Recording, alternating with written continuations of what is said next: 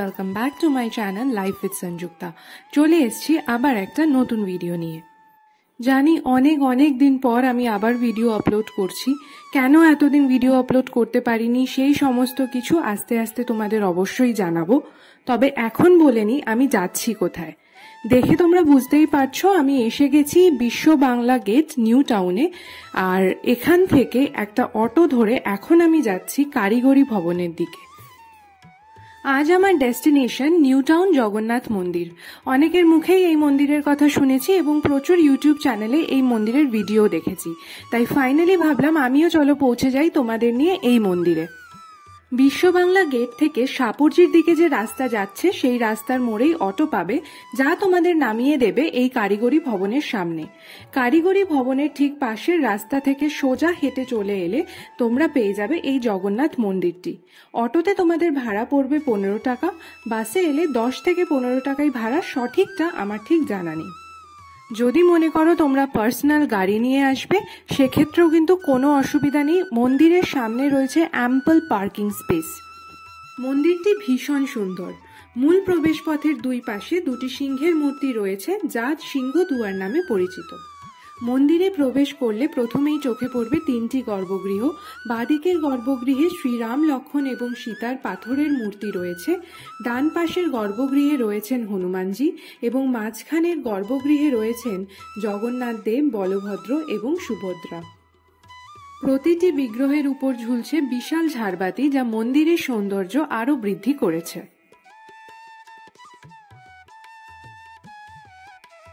সম্পূর্ণ মন্দিরটি সাদা রঙের, যার উপর সোনালী এবং বিভিন্ন রঙের শিল্পকর্ম এক অপূর্ব দৃশ্য সৃষ্টি করেছে।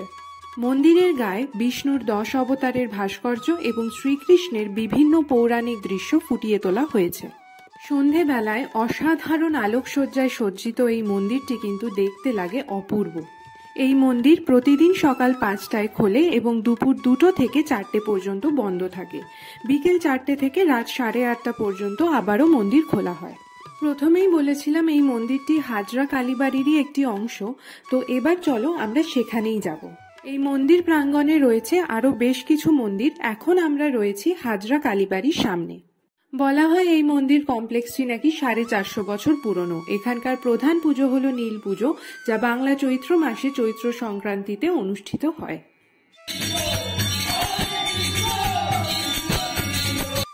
এই নীল পুজোর সময় প্রায় 1.5 লক্ষ লোককে দেখা যায় এখানে। সারা দেশ থেকে, বিশেষ করে উত্তরপ্রদেশ, বিহার এবং ওড়িশার মতো পার্শ্ববর্তী রাজ্য থেকে মানুষ এখানে আসেন। নীল পূজার দিনে দেবীর সম্মানে এবং তার সামনে করা মানতের জন্য প্রায় 150টি ছাগল বলি দেওয়া হয়। কথিত আছে যে রানী রাসমণিও এখানে এসে দেবতাকে প্রণাম করেছিলেন।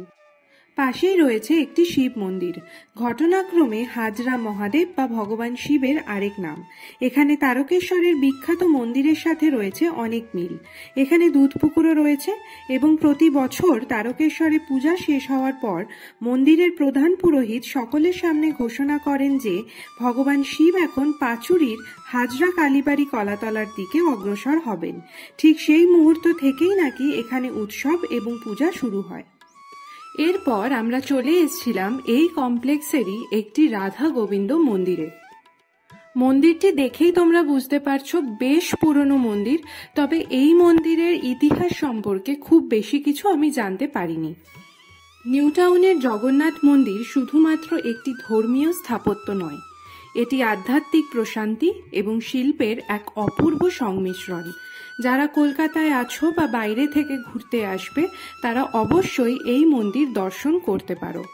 এই মন্দিরের শান্ত পরিবেশ, অসাধারণ স্থাপত্য শৈলী এবং ভোগ প্রসাদ সত্যি মন ছুঁয়ে যাবে। বলে রাখি এই মন্দিরে দিনে 2 বার ভোগ বিতরণ করা হয়। প্রথম হলো দুপুর 1টা থেকে 1:30 পর্যন্ত এবং দ্বিতীয় সন্ধে 8:30 থেকে 9টা পর্যন্ত। ভোগের মূল্য সম্পর্কে যেইটুকু জানতে পেরেছি, তোমরা নিজেদের ইচ্ছা মতো সামান্য কিছু দান করে সেই প্রসাদ গ্রহণ করতে পারো। আমার মন্দির ঘোরা তো কমপ্লিট। তোমরা যারা চাইবে ইচ্ছে মতো নিজের ফ্যামিলির সঙ্গে বা বন্ধুদের সঙ্গে যে কোনো একটি সন্ধেবেলা এসে এখানে খুব ভালো একটা সময় কাটাতে পারো। এছাড়া যদি চাও সকালবেলা এসেও সারাদিন থেকে কাটিয়ে ভোগ প্রসাদ খেয়েও যেতে পারো। চলো তবে বাড়ি ফিরি। আর এইবার তোমাদের বলি আমি এতদিন কেন ভিডিও আপলোড করতে পারিনি। একটি পার্সোনাল মেডিকেল রিজনে আমি অ্যাক্টিভ ছিলাম না, তাই ভিডিও আপলোড করতে পারিনি। তাই এখন তোমাদের সাপোর্ট কিন্তু আমার ভীষণভাবে লাগবে। আর সেই মেডিকেল রিজনটা কি সেটাও আমি আস্তে আস্তে তোমাদের সঙ্গে নিশ্চয়ই শেয়ার করব। তোমরা যারা এই ভিডিওটা দেখছো তারা কিন্তু অবশ্যই একটু কমেন্ট করে জানিও কেমন লাগলো। আর ভিডিওটা ভালো লাগলে লাইক, শেয়ার এন্ড সাবস্ক্রাইব করে দিও প্লিজ। খুব শিগগিরই আমি ফিরে আসবো আরো বেশ কিছু নতুন ভিডিও নিয়ে। প্রচুর ভিডিও জমে আছে তোমাদের সঙ্গে শেয়ার করার জন্য। খুব শিগগিরই সেই সমস্ত ভিডিও একে একে আমি আপলোড করতে থাকবো। তাই আমার চ্যানেলটাকে সাবস্ক্রাইব করতে কিন্তু প্লিজ তোমরা কেউ ভুলো না। আজকের মতো ভিডিওটা এখানেই শেষ করছি। খুব শিগগিরই তোমাদের সঙ্গে আবারও দেখা হবে। চলো তবে সবাই ভালো থেকো। Tata, bye bye, see you again.